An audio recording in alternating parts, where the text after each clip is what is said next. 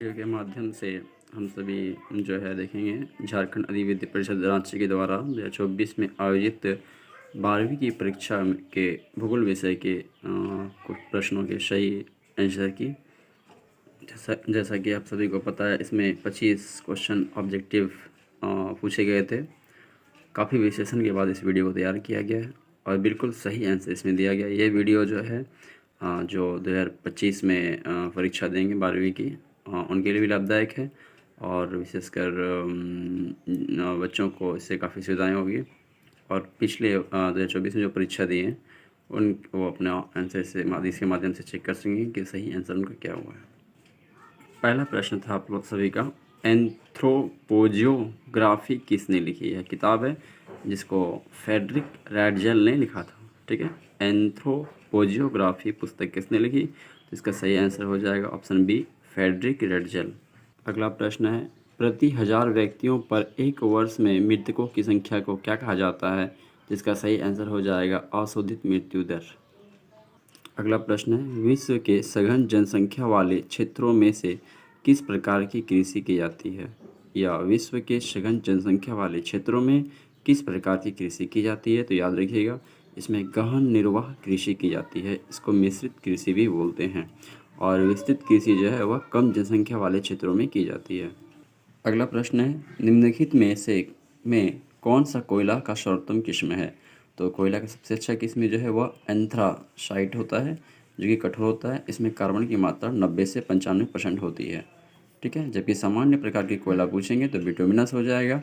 इसमें कार्बन की जो मात्रा है वह 60 से 80% होती है।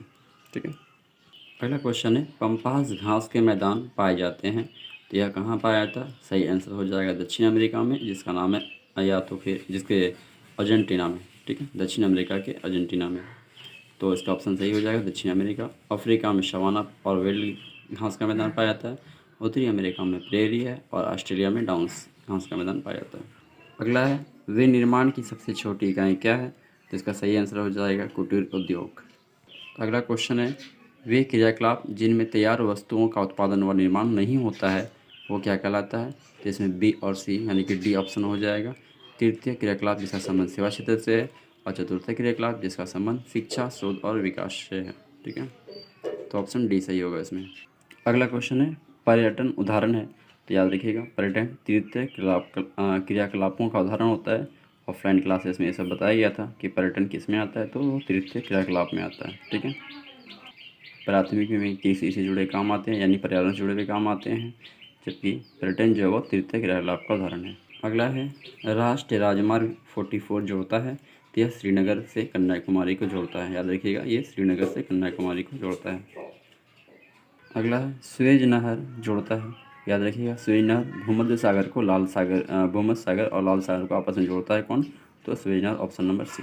अगला है, किस वर्ष भारत को इंटरनेट की सुविधा प्राप्त हुई थी? तो यह हो जाएगा ऑप्शन ए, 15 अगस्त 1995 को। ठीक है, किस वर्ष भारत को इंटरनेट की सुविधा प्राप्त हुई थी? तो ऑप्शन ए, 1995। अगला, निम्न में से प्राचीन शहर कौन सा है? तो हो जाएगा पटना। ठीक है, पटना प्राचीन शहर है। अगला है, चाय उत्पादक प्रदेश है, तो याद रखिएगा दार्जिलिंग, जलपाईगुड़ी, कुचबिहार, यानी कि ऑप्शन डी इनमें से सभी क्या है? चाय उत्पादक प्रदेश है। अगला है, शुष्क कृषि भूमि के अंतर्गत किस प्रकार की फसलें उगाई जाती है? इसका सही आंसर हो जाएगा बाजरा, ऑप्शन सी। अगला है, निम्नलिखित में से कौन सा कार्यक्रम जल संभर विकास परियोजना से संबंधित है? तो ऑफलाइन क्लासेस में भी बताया गया था कि हरियाली परियोजना, नीरू मीरू और अरवारी पानी सांसद, ये सभी का संबंध जो है जल संभर विकास परियोजना से है, यानी कि डी नंबर ऑप्शन सही हो जाएगा इसका। डी नंबर ऑप्शन सही होगा। अगला है, भारत के किस राज्य में नोवामुंडी तथा गुआ खदानें स्थित है? जिसका सही आंसर ऑप्शन सी हो जाएगा, झारखंड। अगला है, हजीरा विजयपुर जगदीशपुर संबंधित है, तो यह गैस पाइपलाइन से, ऑप्शन ए नंबर सही आंसर होगा इसका, ऑप्शन ए सही होगा, गैस पाइपलाइन से जुड़ा हुआ ये। अगला है, किस देश की सहायता से बोकारो इस्पात संयंत्र की स्थापना की गई थी? तो याद रखिएगा सोवियत संघ के सहयोग से किया गया था 1964 में। और सोवियत संघ से दो इस्पात संयंत्र की स्थापना की गई थी, एक बोकारो, दूसरा भिलाई का। ठीक है, जर्मनी इस्पात संयंत्र की स्थापना राउरकेला इस्पात संयंत्र जर्मनी के सहयोग से 1959 में, और ग्रेट ब्रिटेन के सहयोग से दुर्गापुर इस्पात संयंत्र की स्थापना की गई थी। नेक्स्ट है, दक्षिण भारत का मैनचेस्टर किस शहर को कहा जाता है? तो कोयम्बटूर को कहा जाता है, जो कि तमिलनाडु में है और ये वस्त्र उद्योग के लिए प्रसिद्ध है। ठीक है, दक्षिण भारत का मैनचेस्टर, कोयम्बटूर। अगला है, पर्वतीय क्षेत्रों में किस प्रकार के अधिवास पाए जाते हैं? तो याद रखिएगा, सीढ़ीदार आवास पाया जाता है। और वृत्ताकार आवास जो होता है वो झीलों व तालाबों के चारों ओर पाया जाता है। ये भी सारा बताया गया था ऑफलाइन क्लास में। बहुत साधारण क्वेश्चन। भारत में कितने राज्य हैं? तो याद रखिएगा, भारत में 28 राज्य हैं वर्तमान में। ठीक है, यानी ऑप्शन ए सही होगा। विभिन्न आयु समूह में लोगों की संख्या को क्या कहा जाता है? तो इसका सही आंसर हो जाएगा आयु संगठन, यानी ऑप्शन बी इसका सही होगा। आयु संगठन को आयु संरचना भी बोला जाता है। ठीक है, तो दोनों में से जो भी दे, ऑप्शन नंबर बी। अगला है, ओपेक का मुख्यालय कहाँ है? तो ओपेक का मुख्यालय वियना में है। ठीक है, ऑप्शन नंबर ए। अगला, गैर परंपरागत ऊर्जा स्रोत के उदाहरण क्या है? तो इनमें से सभी हो जाएगा, सौर ऊर्जा, पवन ऊर्जा, जैव ऊर्जा, यानी कि ऑप्शन डी। अगला है, ध्वनि प्रदूषण का मुख्य स्रोत क्या होता है? तो ये सारा हो जाएगा, ऑप्शन नंबर डी इसमें से सभी। ठीक है, मोटर वाहन से भी काफ़ी ध्वनि प्रदूषण होता है, उद्योग से भी होता है, लाउड स्पीकर से तो होता ही है, पता ही आप लोगों को। तो ऑप्शन नंबर डी। ठीक है, फिर चलिए मिलते हैं अब नेक्स्ट वीडियो में।